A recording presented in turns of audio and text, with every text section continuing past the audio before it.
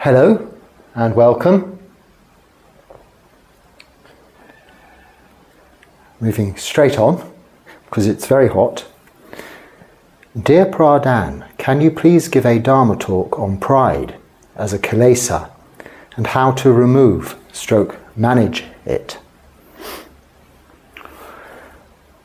Wow, that's quite a big subject. So yes, this question might be somewhat of a Dharma talk because I don't expect there will be time for much else. Pride we associate, I suppose, notably with the Abrahamic faiths and even Christianity in terms of what is known as the 7 deadly sins or the 7 mortal sins. Pride being the first and most perhaps quoted or most well known, albeit these 7 deadly sins or mortal sins, as they're called, do not crop up anywhere in either the Old Testament or the New Testament. Only as individual defilements or problems throughout the Bible, but as a list they don't exist. Much like in Buddhism we have the parami, the 10 qualities, good qualities, they're not also within the Tritipika, a list. They crop up in different places and subsequently have been put together. But this is a well-known list because horror films have been made of it and books written about it as a list. Serial killers enacting acts of revenge, retribution upon perpetrators of such crimes as pride, greed, what are the others? Wrath, which I think is anger or kind of a resentment and anger, envy and lust, and even sloth is one that comes up. Sloth, you'll know, is a quaint and old English word. Is it sloth, am I right? I missed out gluttony, of course. Sloth, this ancient English word, is associated with sloth and torpor, being the third of the 5 hindrances to meditation. Laziness, in other words. A sloth is a hairy, furry creature, kind of ape, monkey-like, but not. It's more of I think it hangs around in trees. I think it's a real thing, not maybe a mythological thing. A sloth, it's a real thing, alive today, but I'm not 100% sure. Anyway, it's a lazy creature, and this word does crop up. Of course, in this list too, these 7 deadly sins.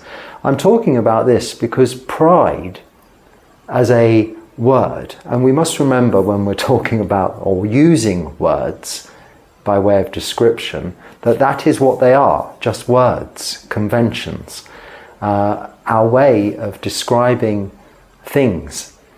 And in different areas of our lives we have almost different languages. So if you talk to an engineer, he'll talk to you about all kinds of things that you wouldn't necessarily associate directly with what he's actually talking about.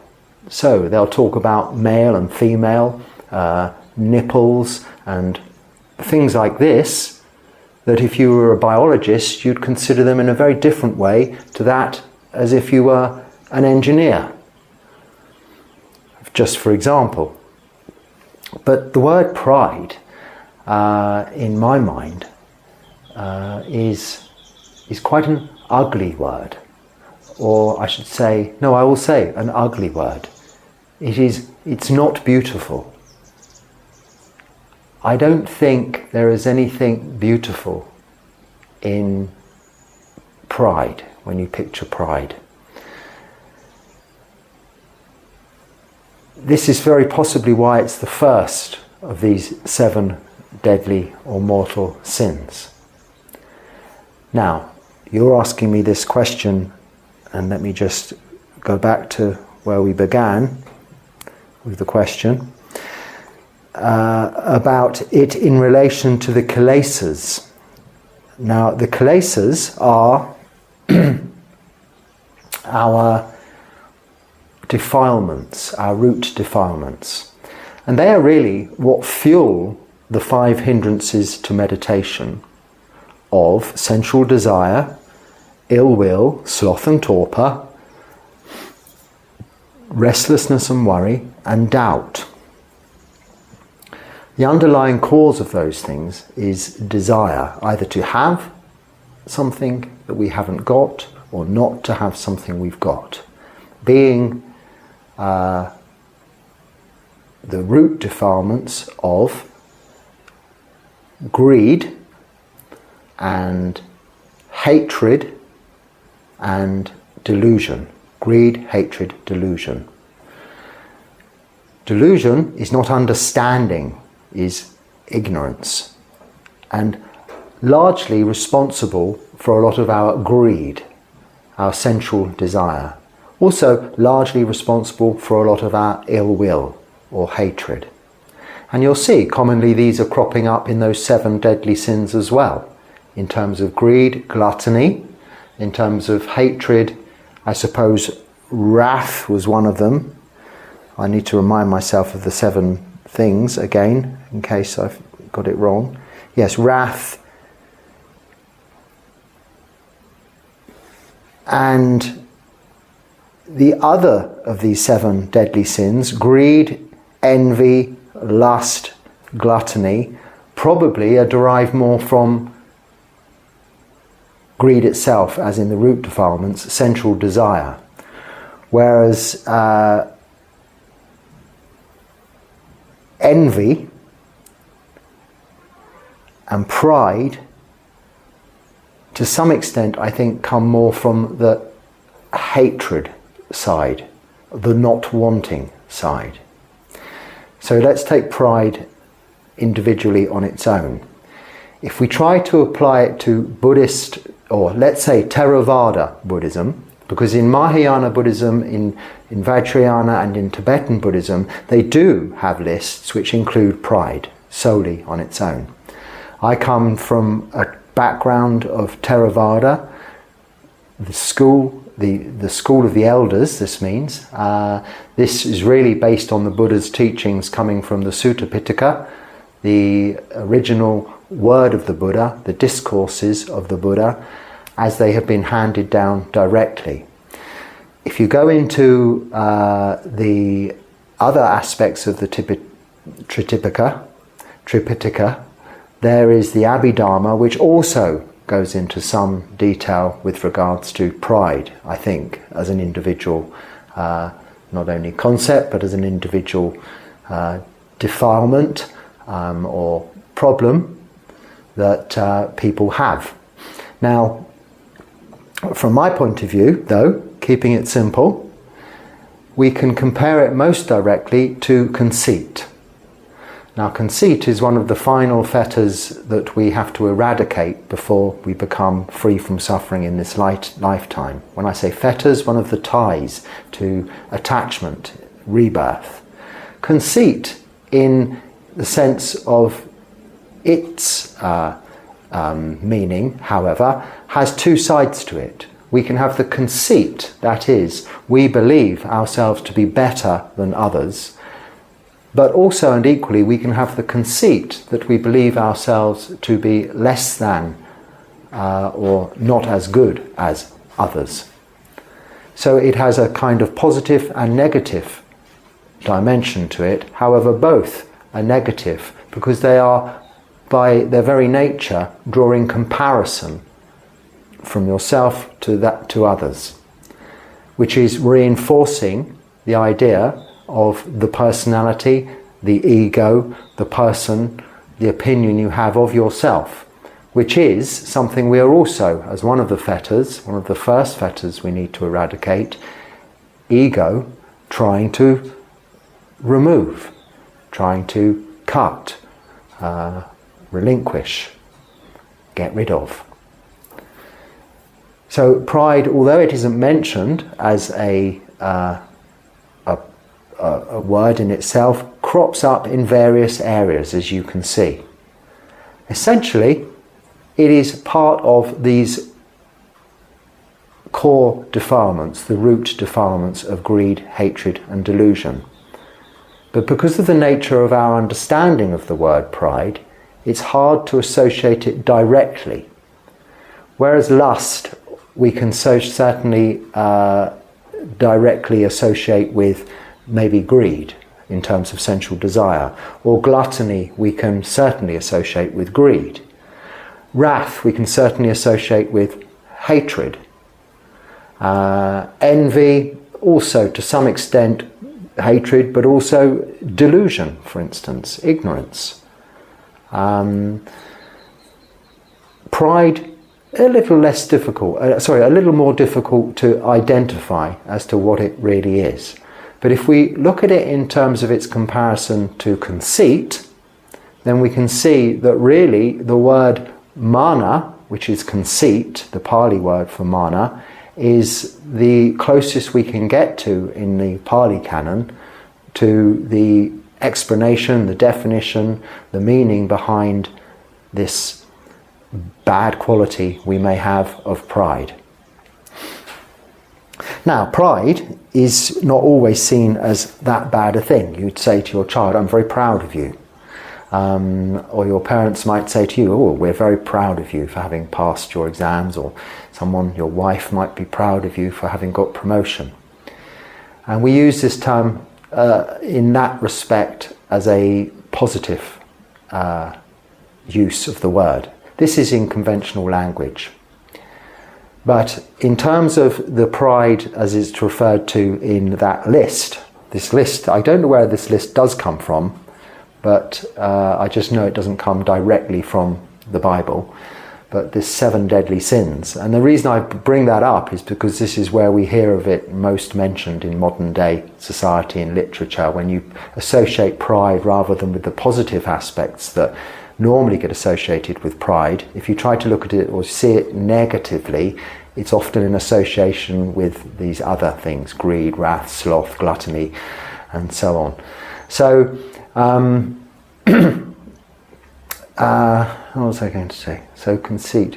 So conceit is as close as we can get to it. However, we do also have in Buddhism these what are called the 4 worldly winds, and they are also a very good and close comparison to what it is we're trying to get an understanding of in terms of pride.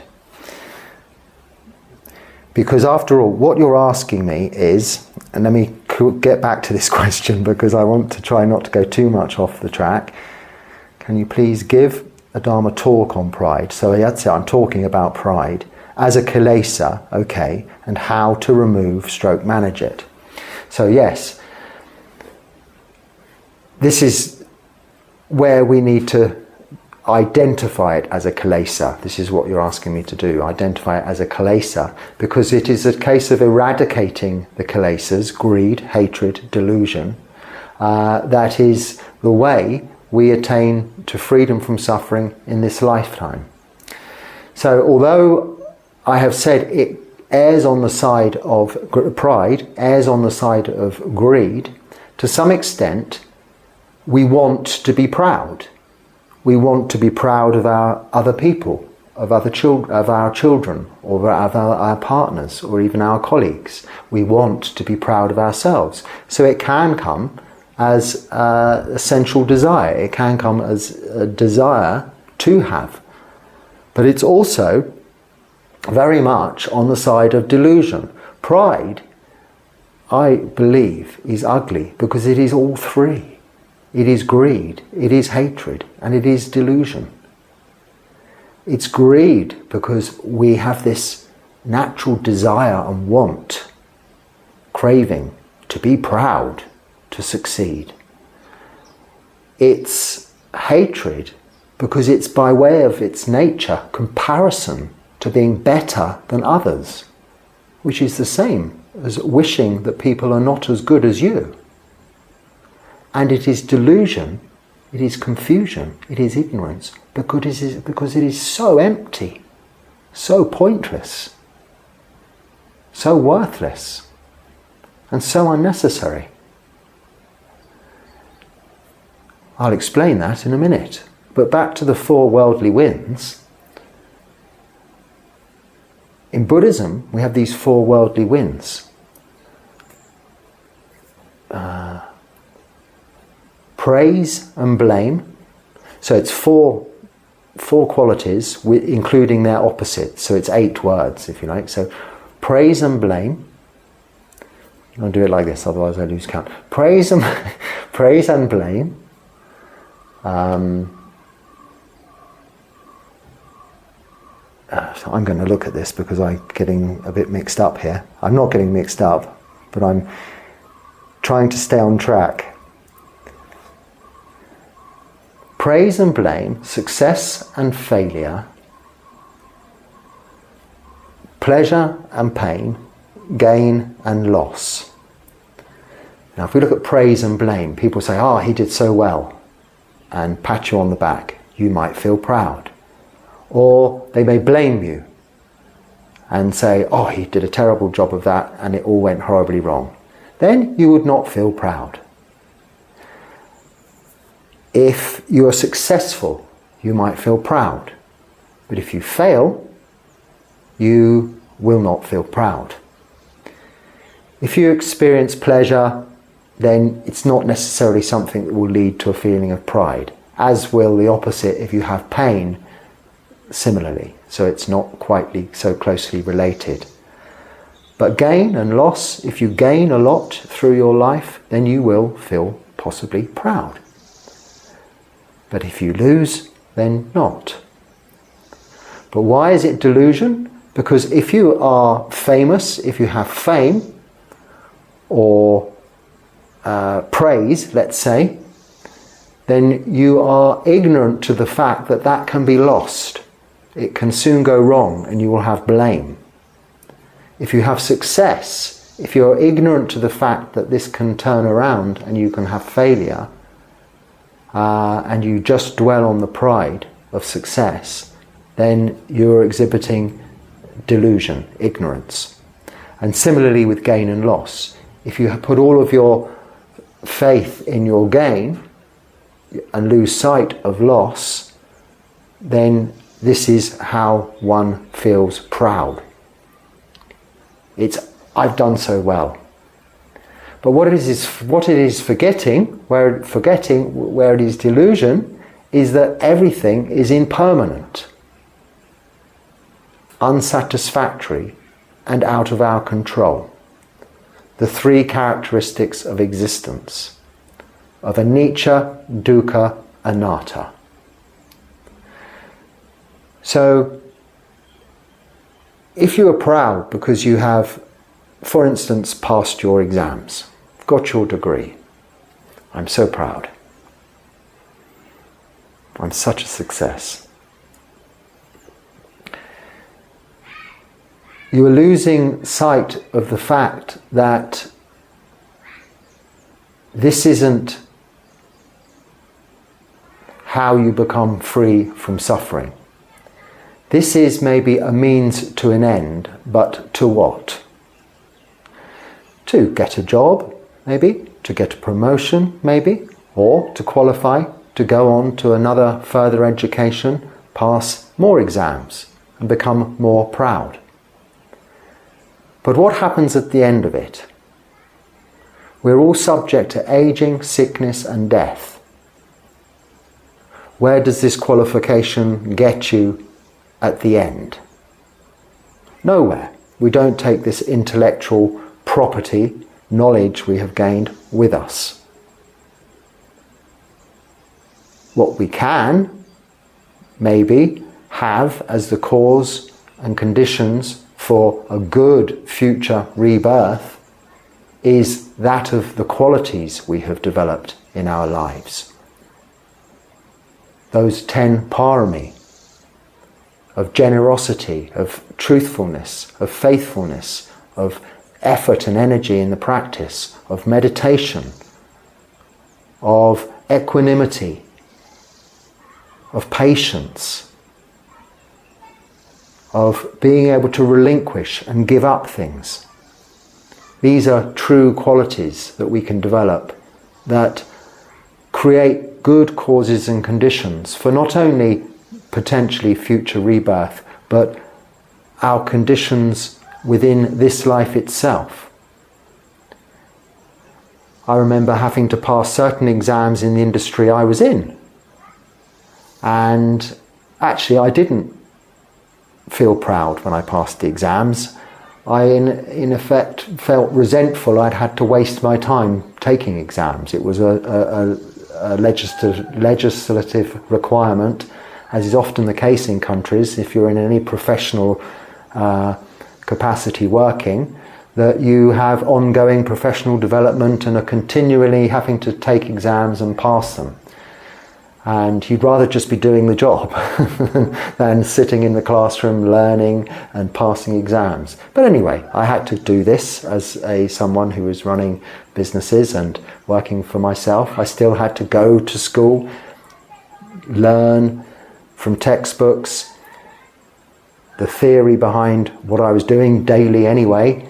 But as you probably know, it's not always directly applicable, so there is some revision necessary. You can't just walk into a classroom from a practical situation and pass the theoretical exams. Similarly, you cannot learn this practice of sila, samadhi, panya from a book. It doesn't matter how many exams you pass, your PhD in Buddhism, which you may be very proud of, will not necessarily allow you to attain to deep states of samadhi, may not necessarily lead you to be free from suffering in this lifetime. But it could help. It could help stretch the mind, the imagination. However, if anything, it could be a hindrance. If there's any kind of pride developed in such educational feats or attainments, then certainly it is a hindrance. It is all three of those greed, hatred and delusion, those root defilements. So the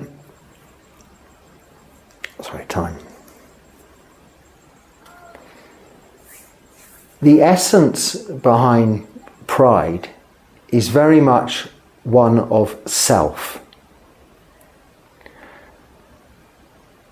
We can be proud of other people, you could say. You could say, well, I'm proud of my children. That's not self.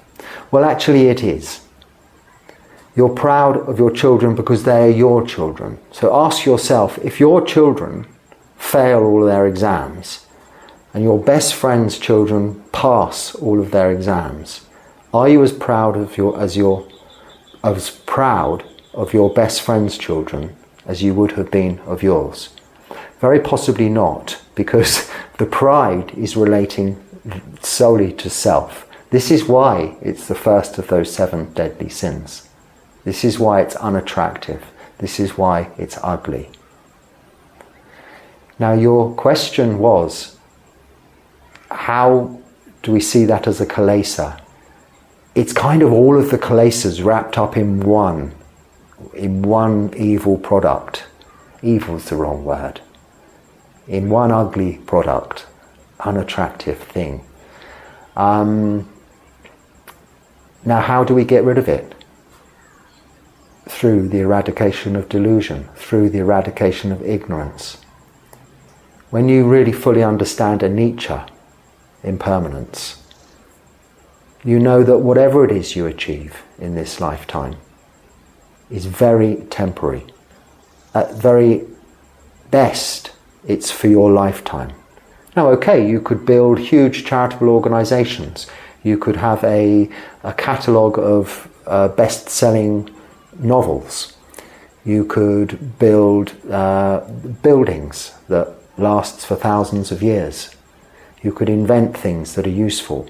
Yes, in their essence, those things are good acts or results of your work that are left behind for the benefit of others. This is generosity. You will no longer be proud when you're dead. Pride itself dies with you. It's consciousness. Consciousness as in thinking mind consciousness. It's thinking you have achieved something. Rather than the knowing that something has been achieved as a result of good work and is there to be useful, but you are impermanent. You were just assisting this development. So, pride is like tissue paper.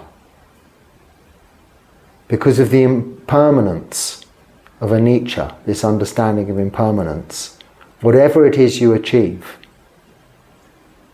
is impermanent, firstly for that reason, but secondly because then, like for example with exams, you then have to go on to pass better exams. You may be proud to have got your first car, and then you'll be proud to get the next better car, and again, it's a fueling of desire. Dukkha, suffering, unsatisfactoriness, the second of these third characteristics of existence. You see, pride, again, can be seen very clearly in this. There's an expression, I don't know where this comes from, but it's an expression that's very common. Pride comes before a fall. Because of anicca, everything being impermanence. So this pride comes before a fall. So therefore, the more proud you are, the more suffering there is. The bigger you are, the harder you fall, is another expression. So the prouder you are, the more difficult it is to experience loss. So like praise and blame, gain and loss, success and failure, these worldly wins have their opposite, which are inevitable. Even if they don't keep reoccurring throughout your life, at the end, we age, sickness and death is inevitable. This is the nature of our existence. And then finally, anatta, not self. So pride is an illusion because of anicca. It causes suffering.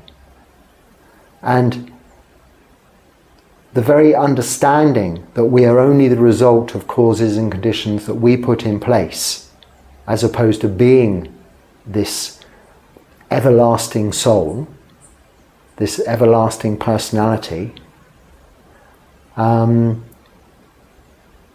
is fueled by pride. But when you understand anatta, that there is no self, and this body is just that which will die, this thinking mind will stop thinking and not retain the information you've put into it after its death. There's nothing to be proud of. So in answer to the question, how do you get rid of pride? Then it is through the understanding, through the practice of Buddhism, through sila, keeping moral virtue, which is also contrary to the development of pride as a whole, doing no harm.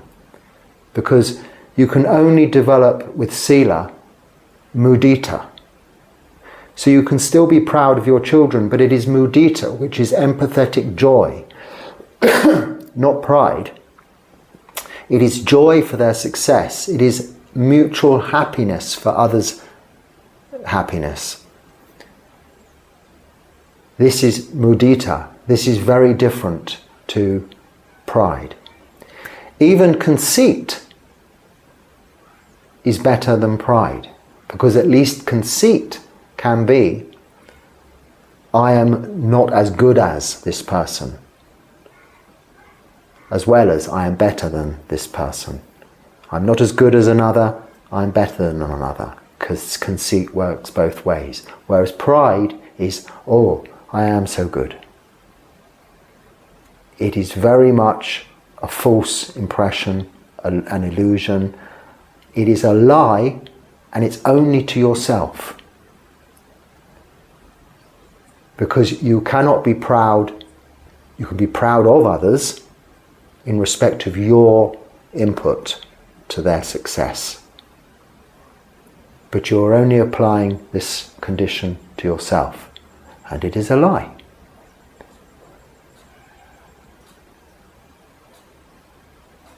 So pride is very certainly well placed up there as the first of those other horrible things of gluttony, wrath and sloth, lust. What was the other one? Yes, that'll do anyway. But as you see, they are all really based on those three root defilements. Buddhism keeps it very simple. Desire is based on the three root defilements, and desire really is the cause of suffering. So we know there's suffering. When we know the cause of suffering is desire, we can see that pride could be very much an obvious cause of suffering. But also a very ignorant version, because it's easy to see desire and have desire and through ignorance get some satisfaction temporarily from satisfying that what is ultimately an insatiable desire. But say for instance you fancy something nice to eat, you take this thing to eat, and then you're satisfied for at least a short while. Whereas pride is so very, very false. There's no substance to it. It's just all defilement, pure defilement. So when you see these this proudness, I do this funny symbol because it's like this polishing of your fingernails things, and people always used to have medals here for all of their successes. And it's a kind of there used to be a cartoon back when I was a child of this dog that used to get medals, and it was always very proud, and it was so proud it used to do this like this, and then it used to float up in the air on all its pride. But then what used to happen is something would happen that would take it all away, and it would fall bang flat on its back. It was a very good way of illustrating the futility of pride.